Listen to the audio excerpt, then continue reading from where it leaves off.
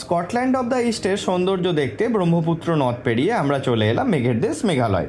শিলং শহরের elephant false দেখে একরাশ মেঘ স্বাগত জানালো মৌসিনরামের মাউডকে। মাউডকের এই দুয়াং সিং সিএম ব্রিজের উপর থেকে মেঘে ঢাকা ডিম্পেপ ভ্যালি দেখে আমরা চলে এলাম চেরাপুঞ্জি। 100 টাকা পার হেড টিকিট কেটে ঢুকে পড়লাম গার্ডেন অফ কেভসে। ঝর্ণা, গুহা, পাহাড়, জঙ্গলের সৌন্দর্য আমাদের মন অদ্ভুতভাবে কেড়ে নিল।